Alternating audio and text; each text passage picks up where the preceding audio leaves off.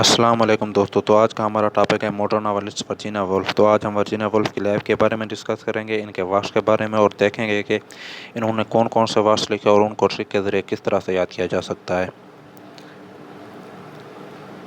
ایڈیلین Virginia Woolf 1882 and 1941 was an English novelist and feminist۔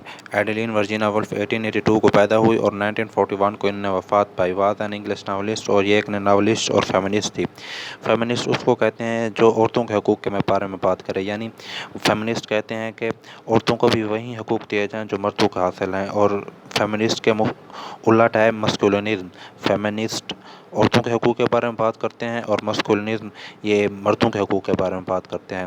Consider one of the most important modernist of 20th century اتھر، اور ان کا شمار 20ویں صدی کے اہم اتھرز میں ہوتا تھا۔ Boys of his family received college education and the girls were home-schooled in English, classics and Victorian literature۔ جو ان کی فیملی میں جو بوائز ہوتے تھے انہیں فارمل ایجوکیشن دی جاتی، یعنی انہیں اسکول اور کالج میں پڑھنے کے لیے بھیجا جاتا تھا، لیکن جو لڑکیاں ہوتی تھیں انہیں گھر میں ہی تعلیم دی جاتی تھی۔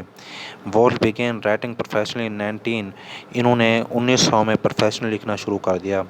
in 1912 1912 میں she married to Leonard Woolf، 1912 میں انہوں نے لیونارڈ وولف سے شادی کر لی۔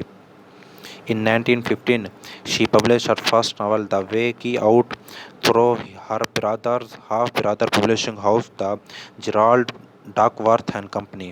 1915 میں انہوں نے اپنا پہلا ناول دا وے آؤٹ انہوں نے اپنے سوتیلے بھائی کے پبلشنگ ہاؤس جس کا نام جرالڈ ڈک ورتھ تھا اس سے پبلش کروایا۔ Woolf became one of the central subject of 1917's movement of feminist criticism۔ Her works have been translated into more than 15 languages۔ ان کے ورکس کو 50 سے زیادہ زبانوں میں ٹرانسلیٹ کیا جا چکا ہے۔ Virginia Woolf was married to a British man of letters, publisher and internationalist Leonard۔ In 1941 at the age of 59 Virginia Woolf died by drowning herself in the river Ouse at Lewes۔ تو دیکھتے ہیں کہ Virginia wolf نے کون کون سے novels لکھے ہیں۔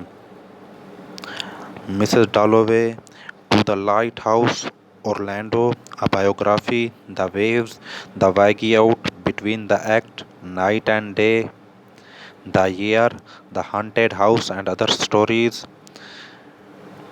میلمبروسیا، women and writing, selected works of Virginia Woolf, unwritten novels and Pointz hall.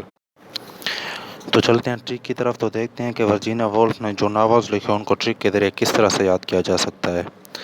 Mrs Dalloway Melymbrosia in the lighthouse Jacob's room where the light comes she spend the year and work night and day in selecting unwritten best novel and selected works of Woolf that was written between the act that is called Points Hall۔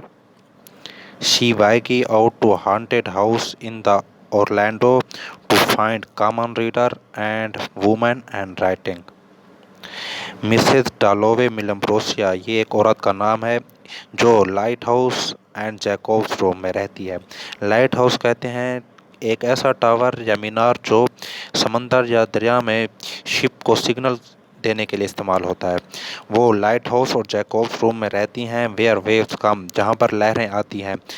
She spend the year and work night and day وہ وہاں پر سال گزارتی ہیں اور رات اور دن کام کرتی ہیں۔ وہ کیا کام کرتی ہیں؟ In selecting unwritten best novel and selected work of Woolf وہ unwritten بیسٹ ناول اور سلیکٹڈ ورک آف وولف کو سلیکٹ کرنے میں پورا سال گزارتی ہیں۔ That was written between the act that is called Points Hall۔ یہ جو unwritten best novel اور selected works ہیں یہ انہوں نے کس نے ورجینیا وولف نے اپنے ایک ایکٹ جس کا نام پوائنٹس ہال تھا اس میں لکھے تھے، لیکن جب اس نے انہیں پبلش کرایا تو اس نے اس کو ریموو کر دیا۔ تو مسز ڈالوے میلمبروسیا انہیں ڈھونڈتی ہے، سلیکٹ کرتی ہے۔ She went out with writing to haunted house in Orlando to find common reader۔ وہ ان کے ورک کو سلیکٹ تو کر لیتی ہے لیکن اس نے ان ورکس کو رف طریقے سے لکھا ہوتا ہے، وہ اسے پڑھ نہیں سکتی، اس لیے وہ ہانٹیڈ ہاؤس ایک بھوتیا گھر کا سفر کرتی ہے جو اورلینڈو میں واقع ہے، کیونکہ اس کو کسی نے بتایا ہوتا ہے کہ وہاں پر کوئی رہتا ہے جو اس کو پڑھ سکے، اس لیے وہ ہانٹیڈ ہاؤس کا سفر کرتی ہے جو اورلینڈو میں واقع ہے۔ تو یہ تھی آج کی ہماری ٹرک۔ تو اس میں جو ریڈ کلر شو ہو رہا ہے یہ ایڈیشنل ہے، ایڈیشنل اس لیے یوز کیا ہے تاکہ یہ ہم اس کو ایک سیکوینس میں ترتیب دے سکیں اور ہمیں اس کے معنی سمجھ آ سکے، اور باقی جو کلر شو ہو رہے ہیں یہ ان کے علیحدہ علیحدہ ورس ہیں، جس طرح مسز ڈالووے یہ ایک علیحدہ ورس کا نام ہے، ملم بروسیا علیحدہ ورک کا نام ہے، دا ویو علیحدہ ورک کا نام ہے، دا ایئر ایک اس کے الگ ورس کا نام ہے، اور اسی طرح نائٹ اینڈ ڈے یہ اس کا الگ ورک ہے۔